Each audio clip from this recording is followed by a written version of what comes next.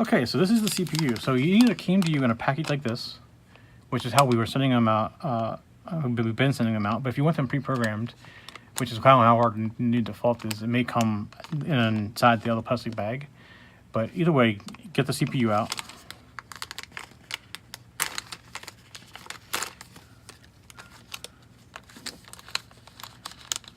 And if you're getting it out of the silver pack, you should have 4 pieces. You should have the CPU itself, 2 15-pin strips, and this one right here. This we're not going to use, so set it aside. If you got one that's pre-programmed, this is going to be in the pack, but you don't need it. What we need is the Arduino and these 2 15 pins. So this goes on the bottom. So the button itself is on top of the Arduino, and these go on the bottom. So we turn upside down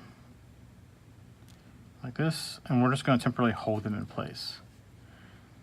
And we're going to use a little bit of a tacking technique, but not quite as dangerous of holding it. So try to keep it together and get it down on the table like this. So that it's sitting on the table. The Arduino is sitting on top of the pins. So one of the things we got to worry about with this is this bottom part has to be straight. And see how right now it's not straight, it's facing in. The way that it is right now, it would never go into this plug right here. So we're going to tack it down, we're going to straighten it before we solder everything. So here's what we do, we set it down on the table. And we only solder 1 pin out of each of those 15 pin runs. So let's do this. We're going to solder just this one right here, D13. And we're going to solder D12. All right. Now, we'll flip it over. Be careful because it's still going to be hot. We're going to look at it and see if it needs to be fixed. This one definitely needs to be fixed. This one's facing in. So we're going to put a little bit of pressure on this in the middle, far from where we soldered. And we're going to tap this, and you see it's just straightened up.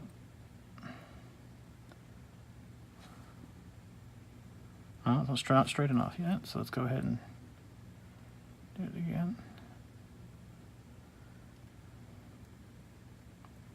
Now it's facing outward, so this is a little bit of a back and forth game to get the line up right. All right, there we go. It looks pretty straight now. Both sides look pretty straight now.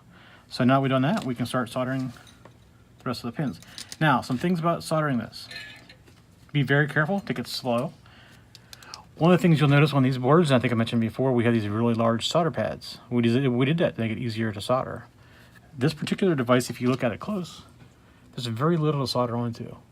So it's going to take a lot less solder and a lot more patience. And I can never get it to where I actually am comfortable with what I did, but that always works. The most important thing is you make sure there's no jumps between the pins, and you don't get any solder anywhere into this chip. So just be patient and take your time with it. The magic of editing, you're going to see me do this really quick, but it really, in reality, takes me a while because this is definitely one of the more difficult things to solder.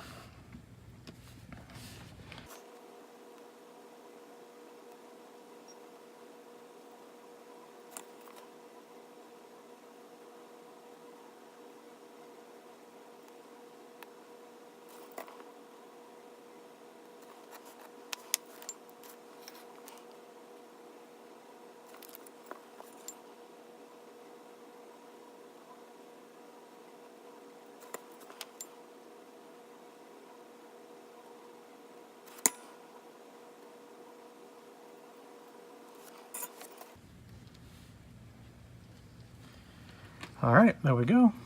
We have our soldered Arduino now. Just like that.